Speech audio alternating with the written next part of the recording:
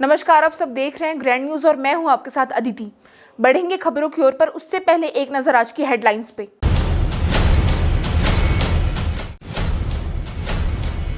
छत्तीसगढ़ में कांग्रेस नेता राहुल गांधी की भारत जोड़ो न्याय यात्रा 8 फरवरी से रायगढ़ से करेंगे प्रवेश।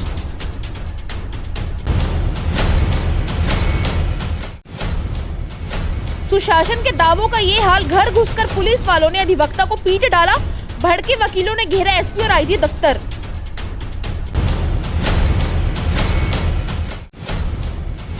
तिरासी करोड़ के एडवांस घोटाले पर चला उपायुक्त का डंडा, 2 ठेकेदारों ने जमा कराई 3 माह के अंतर की राशि, कर्मचारी बोले थैंक यू। बिलासपुर के तमाम गतिविधियों को जानने के लिए आप हमारे यूट्यूब चैनल और फेसबुक पेज को लाइक, फॉलो, सब्सक्राइब और शेयर करना बिल्कुल भी ना भूलें। तो अब देंगे खबरों को विस्तार। छत्तीसगढ़ में आने वाले कांग्रेस नेता राहुल गांधी की भारत जोड़ो यात्रा के स्वागत और मॉनिटरिंग को लेकर जिला व शहर अध्यक्ष ने सोमवार को कांग्रेस भवन में पत्रकारों से चर्चा की। जिला अध्यक्ष विजय केशरवानी व शहर अध्यक्ष विजय पांडे ने मीडिया को बताया कि राहुल गांधी की न्याय यात्रा 7 जिलों से 536 किलोमीटर होकर गुजरेगी। 67 दिनों में ये यात्रा 110 जिला, 100 लोकसभा, 337 विधानसभा क्षेत्रों में होकर गुजरेगी। भारत जोड़ो न्याय यात्रा जिसका प्रवेश झारखंड से होते हुए छत्तीसगढ़, उड़ीसा से होते हुए छत्तीसगढ़ में प्रवेश हो रहा है। यह यात्रा 7 जिलों से होकर गुजरेगी और 536 किलोमीटर यह यात्रा तय करेगी। 67 दिनों में यह यात्रा 110 जिला, 100 लोकसभा और 337 विधानसभा क्षेत्रों से गुजरेगी। राहुल गांधी की भारत जोड़ो न्याय यात्रा छत्तीसगढ़ के वासियों के लिए और कांग्रेस जनों के लिए बहुत उत्साह का वातावरण है। छत्तीसगढ़ के लोग इस यात्रा का स्वागत करते हैं। मैं पूरे छत्तीसगढ़ के कांग्रेस जन और आम जनता जिस उत्साह से उस यात्रा का स्वागत कर रही, यात्रा में चल रही है, वो सारे लोग शामिल होंगे और हम कांग्रेस के लोग उनसे अपील करते हैं कि ज़्यादा से ज़्यादा संख्या में वहाँ शामिल हो। यह यात्रा न केवल रायगढ़ से प्रवेश करेगी, वो पद यात्रा आते हुए शक्ति से होते हुए कोरबा और कोरबा से होकर के अंबिकापुर और अंबिकापुर से उत्तर प्रदेश के वाराणसी के लिए प्रस्थान करेगी। इस यात्रा के दौर में तमाम किसान मजदूर, क्योंकि हमारी पिछली सरकार ने किसानों के हित के लिए बहुत सारे काम किए हैं, तो किसान भी बहुत उत्साहित हैं, मजदूर भी उत्साहित। विश्व कैंसर दिवस पर अपोलो हॉस्पिटल प्रबंधन ने रविवार को जागरूकता रैली का आयोजन किया। बेलतरा विधायक सुशांत शुक्ला ने अपोलो सिटी सेंटर से झंडा दिखा रैली को रवाना किया। रैली अपोलो सिटी सेंटर से दीनदयाल चौक, तेलीपारा, हरदेव लाल मंदिर होते हुए रिवर व्यू तक पहुंची। जागरूकता रैली को विधायक श्री शुक्ला, कलेक्टर अवनीश शरण, IMA president doctor Vinod Tiwari ने संबोधित किया। वहीं अपोलो के कैंसर के बारे में फैली भ्रांतियां को दूर करने की बात कही। इस अवसर पर विभिन्न सामाजिक संगठनों से जुड़े लोग मौजूद रहे। सोमवार को मस्तूरी विकास खंड के ग्राम पंधी के ग्रामीण आवास और पेंशन की मांग को लेकर कलेक्ट्रेट पहुंचे। ग्रामीणों ने भूमिहीन न्याय योजना के तहत आवास और पेंशन दिलाने तथा मूलभूत सुविधाएं मुहैया कराने गुहार लगाई। ग्रामीणों ने कहा कि वे लंबे समय से इसकी मांग कर रहे हैं। इसके बावजूद प्रशासन उनकी सुन रहा है, न ही जनप्रतिनिधि ध्यान दे रहे हैं।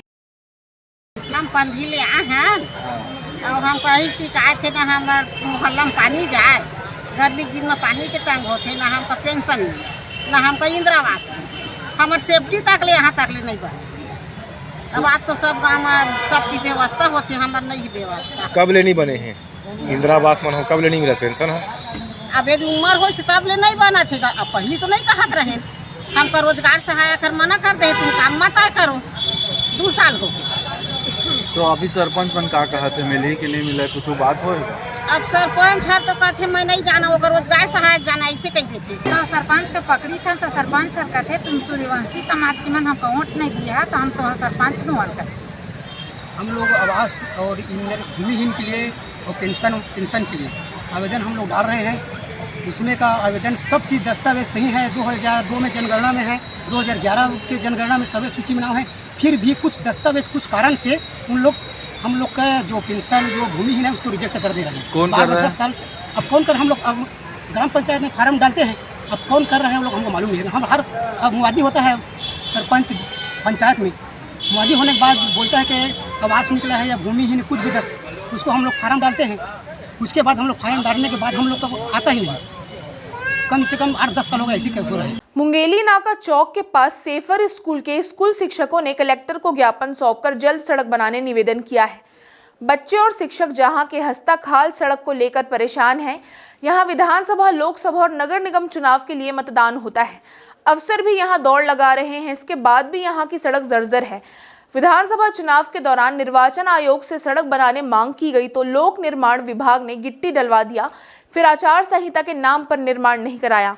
अब नई सरकार का गठन भी हो गया है पर सड़क नहीं बनी। यहाँ बिखरी गिट्टी के चलते बच्चों और शिक्षकों को आने जाने में परेशानी हो रही है। शिक्षकों का कहना है कि पूर्व मुख्यमंत्री भूपेश बघेल ने उनकी गुहार पर जिला प्रशासन को सड़क बनवाने निर्देश भी दिया था पर आज तक सड़क नहीं बनवाई गई है। अब लोकसभा के लिए मतदान होना है। हाई स्कूल पाठशाला के शिक्षक आए हैं और हमारे पाठशाला में जो है सीसी रोड बनना है, क्योंकि पाठशाला जो है मतदान केंद्र भी है, निर्वाचन का भी काम होता है, परीक्षाओं का भी काम होता है, वहाँ विद्यार्थी भी पढ़ते हैं। बारिश के दिनों में बहुत तकलीफ होती है, पानी कीचड़ हो जाता है, इसलिए हम लोग जो है इस काम के लिए जन दर्शन में भी आए हैं। इससे पहले भी यहाँ आवेदन दिए थे कलेक्ट्रेट में और उससे पहले हम लोगों ने आवेदन पत्र माननीय मुख्यमंत्री श्री भूपेश बघेल जी को भेजे थे, उसका भी हमारे पास पत्र आया है। और उसके बाद हम लोग PWD कार्यालय और कलेक्ट्रेट ऑफिस में भी इसका दिए थे आवेदन और वो आज तक जो है सुनवाई नहीं हो पाया है। लेकिन निर्वाचन कार्यालय के द्वारा जो है सीसी रोड बनवाने के लिए जो है अभी चुनाव के पहले उस पर गिट्टी डाल दिया गया है, लेकिन बाकी सीसी रोड का काम आज तक नहीं शुरू हो पाया है। तो हम लोग चाहते हैं भाई छात्र हित में भी और जो सरकारी कार्य हमारे पाठशाला में होता है, निर्वाचन का, मतदान का, तो सब में तकलीफ होता है चुनाव के समय भी और छात्र हित में। तो वक्त हो चला है एक छोटे से ब्रेक का, जल्दी हम फिर हाजिर होंगे।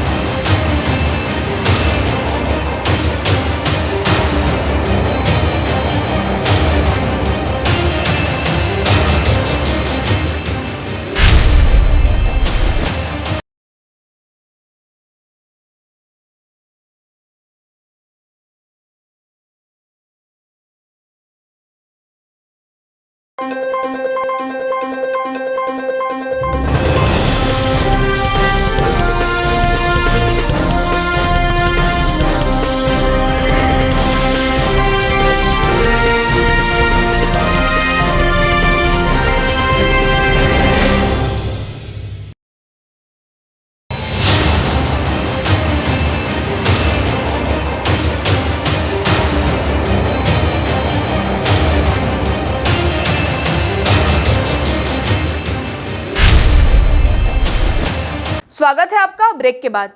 भाजपा सरकार में अधिवक्ता तक सुरक्षित नहीं है। रविवार रात सरकंडा क्षेत्र में घर घुसकर अधिवक्ता दंपत्ति से की गई पुलिसिया बर्बरता ने सरकार के सुशासन के दावों की कलई खोल दी है। इससे भड़के अधिवक्ताओं ने सोमवार को कामकाज बंद कर कलेक्टर, SP और IG को ज्ञापन सौंप दोषी पुलिसकर्मियों पर FIR कर उन्हें निलंबित करने की मांग की। SP ने उन्हें तवज्जो देने के बजाय आश्वासन दे चलता कर दिया। सरकंडा जोरापारा कन्हैया सिटी निवासी अधिवक्ता अनुराग पांडे और उनकी शिक्षक पत्नी सुरभि पांडे रविवार को घर पर थे। पति पत्नी के बीच किसी बात को लेकर विवाद हुआ तो सूचना पर डायल 112 की टीम भी पहुंच गई। सुरभि पांडे का आरोप है कि 112 के स्टाफ योगेश बघेल व विश्वजीत खूटे ने जबरन घर घुसकर अनुराग के साथ मारपीट की रोकने पर उन लोगों ने उसके साथ भी गाली गलौज और अनुराग को उठाकर सरकंडा थाना ले गए। मारपीट में अनुराग के चेहरे पर चोट है। सरकंडा पुलिस ने 7-8 घंटे तक अनुराग को थाने में बिना मुलाहिजा कराए हिरासत में रखा। अनुराग की पत्नी की सूचना पर अधिवक्ता संघ के पदाधिकारी भी थाने पहुंचे, जिसे रविवार रात से लेकर सोमवार दोपहर तक SP और IG कार्यालय घिरा रहा। अधिवक्ता का कहना है कि पूरे घटनाक्रम का वीडियो CCTV में कैद है। जिला अधिवक्ता संघ ने दोषी पुलिसकर्मियों को तत्काल सस्पेंड कर उनके खिलाफ FIR करने की मांग की है। साथ ही कार्रवाई न होने पर उग्र आंदोलन की चेतावनी भी दी है। एक शिकायत कल मिली थी जिसमें पति पत्नी में विवाद था और उनके पड़ोसी जो उन्हीं के रिश्तेदार ने डायल 112 की गाड़ी को बुलाया था। वहां जाने के बाद वो जब समझाइश दे रहे थे तो ऐसी शिकायत मिली है कि अब अधिवक्ताओं का कहना है कि जिस व्यक्ति के खिलाफ शिकायत मिली थी उससे पुलिस ने बदतमीजी की, जबकि आरक्षक ने जो FIR दर्ज कराई है उसमें बताया कि उसके वर्दी भी उसकी फाड़ी और उसके साथ मारपीट किया गया, जिसमें FIR दर्ज है। मेरे पास आज अधिवक्ताओं का दल, उनके संघ के लोग आए थे। मैंने पूरी बात उनकी सुनी है और 2 दिन के अंदर मैंने बोला है कि इस घटना में इसको जांच करेंगे और जो उचित कार्रवाई होगा वो हम लोग करेंगे। कल 4 फरवरी को लगभग 3 बजे के आसपास की बात है। मैं अपने घर में खाना खा रहा था तो मेरी पत्नी मेरे लिए चावल बना रही थी। उसी बीच 112 के वाहन चालक और आरक्षक विश्वजीत खुटे और उसके साथ एक बघेल करके वाहन चालक थे, दोनों मेरे घर के अंदर घुसे। तो पत्नी ने दरवाज़ा खोला और बोले कि कैसे आए हैं, तो बोले कि आप लोगों के आपके पति के खिलाफ शिकायत है। तो बोले किसने किया है, तो पत्नी ने बोले मैंने तो किसी प्रकार का आपको फ़ोन किया है ना शिकायत किया है, तो आपने क्यों अंदर घुस के जबरन इनसे विवाद कर रहे हैं। तो मैं बोला भाई मेरे घर अंदर आपको घुसने का परमिशन कैसे मिल गया, परमिशन कैसे मिल गया। तब उनके द्वारा ये कहा गया कि हम तो तेरे को लेके भी जाएंगे और तेरे को बताएंगे कि तेरी वकालत क्या है। और उसके बाद मेरा मोबाइल को पटक के तोड़ा गया उनके द्वारा। मेरे साथ मारपीट करना चालू कर दिए। मेरी पत्नी जब बीच बचाव में आई तो मेरी पत्नी के साथ धक्का मुक्की कर मारपीट किए। फिर मुझे उठाकर थाना ले गए, जहां मैं थाने में बैठा था। 3 बजे से रात को 1 बजे तक मेरी पत्नी वहां आई कि मेरा कंप्लेन लिखे, मेरे साथ भी पुलिस वाले बदतमीजी और मारपीट किए हैं।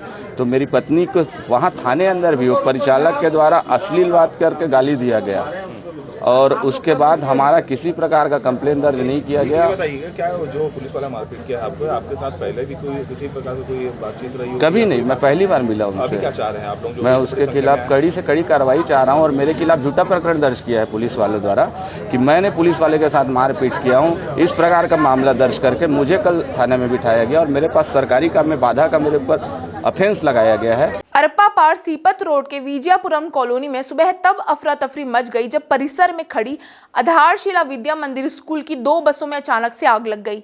इस आगजनी में एक बस पूरी तरह से जल गई, वहीं दूसरे बस के पीछे का हिस्सा जला है। सूचना पर पुलिस व फायर ब्रिगेड का अमला मौके पर पहुंचा। दमकल से पानी की बौछार कर आग पर काबू पाया गया। आग लगने का स्पष्ट नहीं हो पाया है। फदाखार जंगल में अधजली लाश मिलने के मामले में सिरगिट्टी पुलिस ने मृतक की सौतेली मां और उसके 2 नाबालिग बेटों समेत 4 आरोपियों को जांजगीर से गिरफ्तार कर लिया है। एसएसपी संतोष कुमार सिंह ने बिलासागुड़ी में मीडिया को पूरे मामले की जानकारी दी।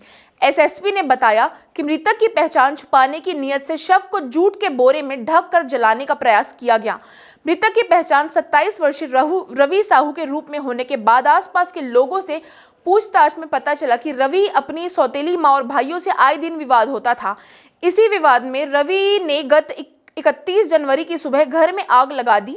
इसी बात को लेकर उसके बीच उसी दिन दोपहर 2:30 बजे फिर झगड़ा हुआ। इसके बाद से मृतक लापता था। साक्ष्य और लोगों के बयान के बाद पुलिस ने आरोपियों को हिरासत में लेकर पूछताछ की तो उन्होंने वारदात कबूल कर लिया। सिरगिट्टी थाने में कल एक डेड बॉडी रविंद्र साहू नाम के पहले तो अज्ञात डेड बॉडी मिली थी, जिसको जला करके मारा गया था। ऐसा लग रहा था कि कुछ दिन पहले इसके मर्डर होकर के कहीं और से ला के इसको बॉडी इसकी डंप की गई है। जब इसमें जांच की गई तो घटनास्थल पे कुछ क्लू मिला। एक चिट पे मोबाइल नंबर कुछ जली अवस्था में मिला, बॉडी चूँकि जली हुई थी। उसके बाद उसको जब ट्रेस किया गया तो कुछ लोकेशन, हमें सस्पेक्टेड लोकेशन कुछ व्यक्तियों के जांजगीर चांपा जिले में मिले।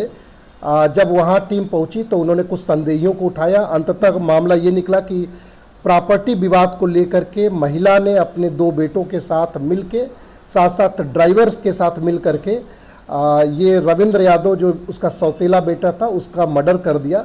उन दोनों में अक्सर महिला में और उसके सौतेले बेटे में परिवार में अक्सर विवाद होता था। इससे वो लोग छुटकारा पाने के लिए उसका मर्डर किए। तो वक्त हो चला है एक और छोटे से ब्रेक का। ब्रेक के बाद हम जल्द हाजिर होंगे।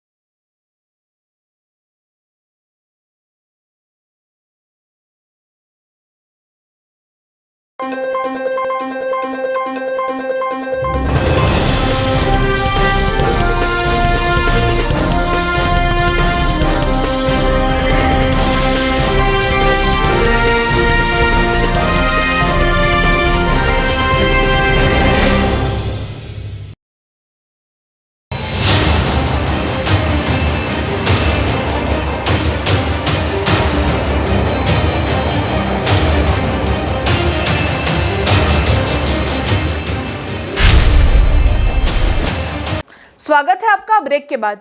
न्यायधानी के नगर निगम में हुए 83 करोड़ के एडवांस घोटाले ने तूल पकड़ लिया है। बाद दो ठेकेदार अजय ताम्रकार और संदीप राय ने तो 3-3 माह के अंतर की राशि जमा कर दी। वहीं ठेकेदारों सतीश कुमार सिंह को नोटिस जारी किया गया है। पीड़ित कर्मचारी स्वतः शासी कर्मचारी संघ के अध्यक्ष नंद कुमार कुशवाहा के नेतृत्व में उपायुक्त आर.के. पात्रे को धन्यवाद ज्ञापन करके उनके कार्यालय पहुंचे। उपायुक्त ने कर्मचारियों को शेष राशि दिलवाने के आश्वासन दिया और अपने अपने ठेकेदारों से कर्मचारी संख्या, उनके पीएफ आदि के संबंध में जानकारी एकत्र कर प्रस्तुत करने कहा। कर्मचारियों ने उन्हें बताया कि सालों बाद ठेकेदारों ने दिसंबर का पूरा पेमेंट किया है। ठेकेदारों की इस घबराहट ने पूरे घोटाले की स्वीकारोक्ति दे दी है। वहीं जल विभाग ने कर्मचारियों द्वारा 5 माह से वेतन न मिलने का शिकायत पर उपायुक्त के ठेका फर्म जय बद्री विशाल को नोटिस जारी कर अपना पक्ष रखने तलब किया है। वहाँ पे चर्चा हुआ है अभी कि जो जितने भी ठेकेदार हैं उनसे सही उनका पेमेंट दिलाने की और उनका जो है ईपीएफ और पीएफ वगैरह जो है जमा करने के लिए हम लोगों ने चर्चा किया है। तो उन्हें आश्वासन दिया है कि समस्त ठेकेदारों से हमने कार्रवाई कर रहे हैं और कार्रवाई करके समस्त कर्मचारियों को हम जो उनका वेतन कलेक्टर दर पे है वो उनको हम दिलवाएंगे। और अंतर की राशि जो ठेकेदार ने काटा है वो भी राशि हमको कर्मचारियों को दिलाने का आश्वासन उन्होंने दिया है। और कुछ कर्मचारियों को मिल भी गया है और वेतन भुगतान उनके द्वारा हो भी चुका है। 150 कर्मचारी लगभग जो है वेतन भुगतान हो चुका है पूरा अपराध के उसमें से। और कोई चर्चा और जो है अभी जल विभाग के कर्मचारियों का पेमेंट जो है किसी के 6,000 हो रहा है, किसी के 7,000 हो रहा है और फील्ड कर्मचारियों को तो साप्ताहिक पेमेंट किया जा रहा है और 240 रुपये के हिसाब से। उनका जो है ठेका जय बद्री विशाल के नाम से ठेका है उनका। तो जय बद्री विशाल के उसमें कार्रवाई करने के लिए भी चर्चा हमने किया है डिप्टी कमिश्नर से। तो उन्हें बोले उसमें भी हम कार्रवाई हम करेंगे। हम वाहन साकों हेल्परों की पेमेंट अभी तक नहीं हुआ है पूरा पेमेंट। उनका भी पेमेंट जो दिलाने की चर्चा हुई है। उसलापुर ओवरब्रिज के अप्रोच रोड पर अवैध झोपड़ियों ने कॉलोनी वासियों का रास्ता बंद रखा है। अप्रोच के अभाव में यहाँ के रहवासी परेशान हैं। आए दिन दुर्घटनाएं हो रही हैं। ये लोग जनप्रतिनिधियों से लेकर अधिकारियों तक को इस समस्या से अवगत करा इस आशय मांग कर रहे हैं। सुधार तो हुआ नहीं, उल्टे ओवरब्रिज की लाइटें ठप हो गई। इसके चलते शाम होते ही अंधेरा पसर जाता है। पूरा ट्रैफिक गाड़ियों की लाइट के भरोसे चल रही है। ढलान में आए दिन गाड़ियां आपस में टकरा रही हैं, लोग हाथाहाथ हो रहे हैं, पर कोई देखने वाला नहीं है। कॉलोनी वासियों का कहना है कि अब यदि अवैध कब्जा को हटवा अप्रोच रोड नहीं बनवाई जाती, वे लोग सड़क की लड़ाई लड़ने तैयार हैं। भैया यहाँ पिछले करीब 15-20 सालों से यहाँ पे निवास करते हैं और यहाँ 4-5 कॉलोनियाँ यहाँ बनती होती हैं। हमारे इधर जो है आनंद नगर, राजघराना, अंबेडकर नगर, गीता वैली और ये जो अप्रोच रोड गया है ये सीधे गुरु अमेरी को जोड़ता है। यहाँ जब से ये ब्रिज बना है, ब्रिज के पहले ये दोनों तरफ अप्रोच रोड हुआ करती थी, लेकिन जब ब्रिज का काम बंद हुआ, सामान कुछ डंप किया गया, उस समय इधर कुछ लोगों ने क्या किया, ब्रिज के इस साइड के रोड में पूरा अवैध कब्जा कर लिया। उसमें करीब 6-7 घर आते हैं, घर नहीं है उसको बोल सकते हैं, वो झोपड़ी बना के रखे हुए हैं। लेकिन अब चूंकि अब हम लोग एक रहवासी हैं, यहाँ हम लोग रहते हैं, बाल बच्चों के साथ रहते हैं, तो लड़ाई झगड़ा करके हम तो खाली नहीं करा सकते। प्रशासन से हम लोग समय समय पर मांग किए हैं कि सर ये अप्रोच पुल के तरफ दोनों तरफ अप्रोच रोड होना चाहिए और इसको खाली कराया जाए, लेकिन प्रशासन अभी तक इस बारे में कोई ध्यान नहीं दिया। और हम लोग कम से कम नहीं तो अभी तक मुझे जहाँ तक थे, मैं पर्सनली तौर पे पूरे कॉलोनी वालों के साथ जा करके कम से कम 6 से 7 बार कलेक्टर में ज्ञापन, नगर आयुक्त को ज्ञापन और महापौर से मिलना है, विधायक जी से मिलना समय समय पर करते आ रहे हैं। और आप देखेंगे शाम के टाइम पर अक्सर होता है कि जैसे हम बिलासपुर तरफ से आते हैं, हमको यू टर्न लेके जाना पड़ता है कॉलोनी के लिए।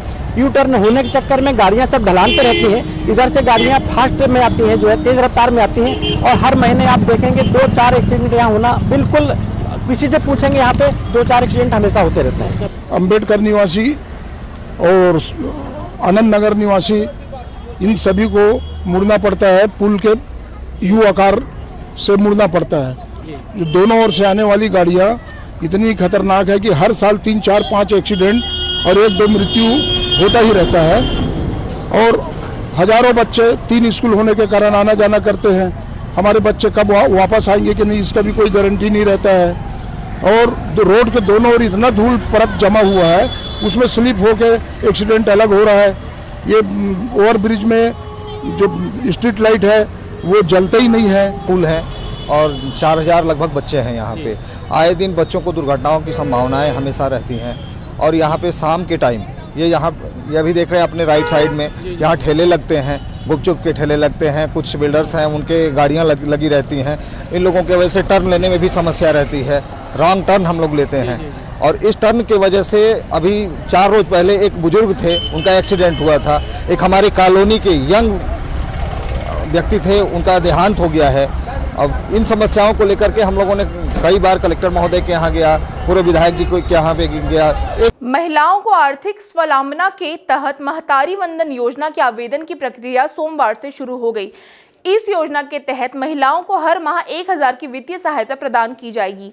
हेमूनगर के अंडरब्रिज के पास गवर्नमेंट स्कूल में शिविर लगाया गया। ये शिविर 20 फरवरी तक जारी रहेगा। महिलाएं इसके लिए ऑनलाइन या ऑफलाइन से आवेदन कर सकती हैं। इसका आवेदन ग्राम पंचायत, आंगनबाड़ी केंद्र, वार्ड पार्षद कार्यालय और चॉइस सेंटर में भी जमा कर सकते हैं। नमस्कार, मेरा नाम अनुराधा है, सीओ हूँ नगर निगम से।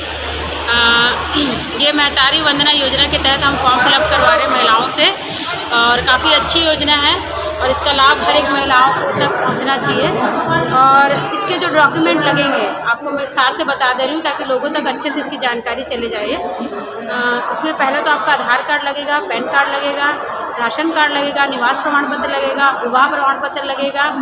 और इसके अलावा यदि आपके विवाह प्रमाण पत्र में दिक्कत होता है, नहीं मिलता है, बहुत पुराना मतलब शादी हो चुका है, तो आप इसको पार्षद के द्वारा साइन कराकर दे सकते हैं, तो भी उसका भी मान्यता दिया जाएगा। अरविंद मार्ग वार्ड नंबर 66 में नाली के गंदे पानी की निकासी न होने से आए दिन सड़क एवं घरों में गंदे पानी का जमाव हो रहा है और आवागमन में मोहल्ले वासियों को परेशानी का सामना करना पड़ रहा है। गंदे पानी के जमाव से सड़क में गंदगी रहता है और जिससे प्रदूषण के कारण संक्रामक बीमारियां भी फैल रही हैं। इसके लिए मोहल्ले वासियों ने वार्ड पार्षद, आयुक्त, नगर पालिक निगम को कई बार लिखित आवेदन दिए हैं, पर समस्या का निराकरण अभी तक नहीं किया गया है। मुख्य सड़क में नाला निर्माण कार्य 1 वर्ष से किया जा रहा है, जो अभी तक अधूरा है, तथा नूतन चौक से आए दिन आने वाली नाली के पानी को भी अरविंद मार्ग में नाली से जोड़ देने के कारण अरविंद मार्ग में नाली के पानी का निकासी बंद है। इसके लिए आज फिर नए नगर आयुक्त को उन्होंने ज्ञापन दिया है। हम लोग अपनी समस्या लेके आए हैं सरकंडा अरविंद मार्ग से, हम लोग सारे लोग, और लगभग हम लोग लगातार 1 साल से हम लोग भिड़े हुए हैं इस कार्य के लिए। हमारा समस्या है गली का नाली जो निकासित नहीं हो पा रहा है। घर के और गली में लगातार पानी भरते जा रहा है गंदा, जिसके कारण से हम सब लोगों को समस्या हो रही है। सर्वप्रथम बरसात में तो होता ही है, लेकिन अभी गर्मी के मौसम में वहाँ पे गंदा पानी भर रहा है, बच्चे लोगों को आने जाने में दिक्कत हो रही है, बीमारियाँ फैल रही हैं। और ये सारी समस्या हम लगातार कलेक्टर, जोन ऑफिस, आपका आयुक्त, महापौर, यहाँ तक हम लोग सब जगह पहुँचा चुके हैं, जिसमें हमारी समस्या का कोई समाधान नहीं हो रहा है। तो ये थे आज की तमाम खबरें। जल्द आपसे फिर होगी मुलाकात, तब तक के लिए पूरी टीम के साथ मुझे दीजिए इजाज़त। धन्यवाद।